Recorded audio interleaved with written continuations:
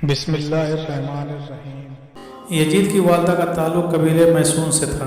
جب 645 عیسوی میں یزید پیدا ہوا تو اس کی ماں میسون طلاق لے کر اپنے قبیلے میں آ گئی۔ میسون قبیلہ ابھی نیا نیا مسلمان ہوا تھا، جس وجہ سے ابھی تک عیسائیت کے رسم و رواج قبیلے میں موجود تھے۔ اسی عیسائیت والے ماحول میں یزید کی پرورش ہوئی، تبھی تو مسیحیت کی تعلیمات یزید میں رچ بس گئی۔ بندروں کو پال کر ان سے کھیلنا، شراب خوری اور شطرنج اس کی مصروفیت کا اجاگر پہلو تھے۔ انتہائی مخالفت کے باوجود یزید 60 ہجری میں تخت نشین ہوا۔ حکومت ملتے ہی یزید نے مدینہ میں موجود گورنر عتبہ کو خط لکھا کہ ہر صورت عبداللہ بن جبیر، عبد الرحمن بن ابی بکر، عبداللہ بن عمر اور نواسے رسول صلی اللہ علیہ وسلم سے ہر صورت میری بیعت لو، لیکن ان سب نے بیعت سے انکار کر دیا۔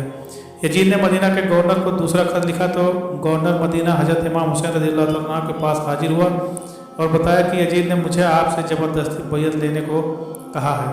جب امام علی مقام نے دیکھا کہ مدینہ میں قتل و غارت اور فساد برپا ہو سکتا ہے، آپ نے ہجرت شروع کر دی۔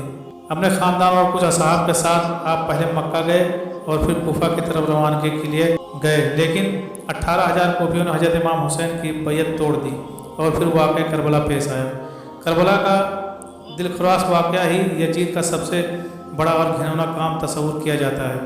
یزید نے عبداللہ ابن زیاد جیسے گورنر کو کوفہ میں تعینات کیا، جس کو حکم دیا گیا کہ کربلا میں ہی حضرت امام حسین سے بیعت لی جائے، بصورت دیگر ان سے جنگ کی جائے۔ عبداللہ ابن زیاد کے حکم سے سمر اور عمر بن سعد نے کربلا پر لشکر کشی کی۔ نواز رسول صلی اللہ علیہ وسلم اور ان کے 72 جانثاروں کو 3 دن تک پیاسا رکھ کر شہید کر دیا گیا۔ تاریخ کربلا ایسی دردناک ہے کہ بہت سے تاریخ دانوں نے اسے لکھتے لکھتے خون کے آنسو بہائے ہیں۔ ایسا ظلم کیا گیا کہ جس کی کوئی مثال نہیں ملتی۔ بچے، بوڑھے، جوان، یہاں تک کہ عورتوں کو بھی قیدی بنایا گیا۔ عورتیں بھی کوئی عام نہیں ہیں، وہ نبی جو وجہ کائنات ہیں، یہ انہی کی نواسیاں تھیں۔ پھر یزید کے دربار میں جب امام حسین رضی اللہ تعالیٰ عنہ کا سر مبارک پیش کیا گیا تو اس نے آپ کے سر مبارک کی بھی توہین کی اور کچھ ایسے آثار پڑھے کہ بعض تاریخ دان تو یزید کو فاسق فاجر ہونے کے ساتھ ساتھ کافر بھی قرار دیتے ہیں۔ آخر کیا وجہ تھی کہ یزید نے عبداللہ ابن زیاد، سمر اور عمر بن سعد کو اہل بیت کو شہید کرنے کی سزا کیوں نہ دی گئی؟ کیوں واقع کربلا کے بعد بھی یزید کی موت تک عبداللہ ابن زیاد کوفہ اور بصرہ پر یزید کی طرف سے حکمران رہا؟ ایسے واقعات کے باوجود بھی ابن زیاد جیسا شخص اپنی مسند پر برانجام رکھنے کی وجہ یزید کے پاس آخر کیا تھی؟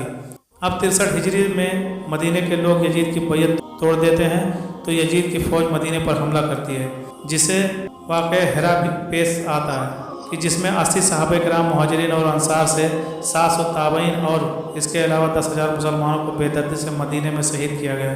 15-20 حدیث ہیں جن کا لباب یہ ہے کہ آپ صلی اللہ علیہ وسلم نے فرمایا، جس نے اہل مدینہ کو ڈرایا یا اہل مدینہ کو دھمکایا یا مدینہ والوں پر ظلم کیا، اس پر اللہ کی لعنت، اللہ کے فرشتوں کی لعنت اور تمام لعنت کرنے والوں کی لعنت۔ لیکن یہ یہاں پر بھی نہ رکا اور مدینہ کے بعد مکہ پر بھی حملہ کیا گیا اور خانہ کعبہ کی عمارت بھی سنگ باری کی گئی۔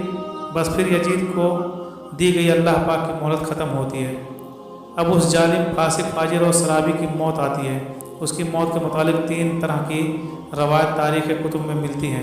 پہلی روایت تو یہ ہے کہ یزید ایک رومی نسل کی خوبصورت لڑکی کے عشق میں مبتلا ہو گیا۔ یزید نے اس لڑکی کو حاصل کرنے کی ہر ممکن کوشش کی، یہاں تک کہ اس کے سارے خاندان کو بھی مروا دیا، لیکن پھر بھی وہ لڑکی یزید کے ہاتھ نہ آ سکی۔ وہ لڑکی جب بھی یزید کے دربار میں آتی تو قسم اٹھاتی کہ مر تو سکتی ہوں لیکن تمہاری نہیں ہو سکتی۔ ایک دن لڑکی کے دل میں آیا کہ اس سے اپنے والدین کے قتل کا بدلہ لیا جائے۔ لڑکی نے یزید کو رنیا بنانے کے لیے ایک جنگل میں اکیلے بلایا۔ ویرانے میں یزید شراب پی کر مست ہو گیا۔ وہ لڑکی نیم عریاں لباس پہن کر یزید کے سامنے بیٹھ گئی اور وہ شراب پیتا رہا۔ جب لڑکی نے دیکھا کہ یزید شراب میں چور ہو چکا ہے تو اس کو بستر پر لے آئی اور پھر مستیاں کرتے کرتے یزید کی گردن کاٹ دی۔ کئی دن تک یزید کی لاش وہاں جنگل میں ہی پڑی رہی، جس کو چیل کوے نے نوچ کھایا۔ ढूंढते ढूंढते यजीद की फ़ौज वहाँ पहुँची तो फिर उन्होंने उसको दफनाया।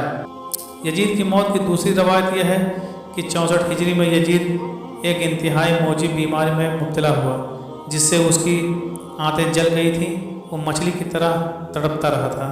प्यास इस शिद्दत से लगती थी कि वो खुद पानी के तालाब में गिरा देता था, लेकिन ऊँट पानी भी हल्क में न उतरता था। इस हालत में 3 दिन रहने के बाद यजीद की मौत हुई। यजीद की मौत की तीसरी रवायत यह है कि चूँकि यजीद बंदर पालने का शौकीन था तो उसी शौक ने उसकी जान ली। एक दिन वो यजीद ने एक बंदर को वहसी खच्चर पर बिठा दिया और ख़ुद उसके पीछे घोड़ा दौड़ाने लगा। जंगल में पहुंचकर घोड़े ने नवासे रसूल सल्लल्लाहु अलैहि वसल्लम के कातिल को अपनी पीठ से गिरा दिया और यजीद का पाँव घोड़े की रकाब में फंस गया। वो घोड़ा दौड़ता रहा और यजीद ज़मीन पर गिरते गिरते उसका सर एक पत्थर पर जा टकराया, लेकिन वो घोड़ा न रुका यहाँ तक कि उसका पूरा जिस्म पामाल होने लगा। यजीद की फ़ौज ने जब यजीद की लाश को देखा तो कहने लगे कि हुसैन इब्न अली के खून की यही सज़ा है। यजीद सिर्फ 3 बरस 6 माह तक शरारत व खबासत के करके 14 रबीउल अव्वल 64 हिजरी को शाम मुल्क के शहर हमस के इलाके हवारीन में 39 साल की उम्र में मर गया। आज भी उस मलऊन की कब्र दमिश्क में निशान इबरत है। अल्लाह पाक हम सब को सही मानों में और दिखावे से पाक नबी पाक सल्लल्लाहु अलैहि वसल्लम और उनकी आल से मोहब्बत अता फरमाए। हम भी नबी आखिर जमा हज़रत मोहम्मद सल्लल्लाहु अलैहि वसल्लम और अहले बैत पर अपनी जान और माल और इज्जत कुर्बान करने वालों में शामिल हो जाएं। ऐ अल्लाह हमारी दुआएं कबूल फरमा ले। कमेंट सेक्शन में आमीन लिखना मत भूलें। आमीन।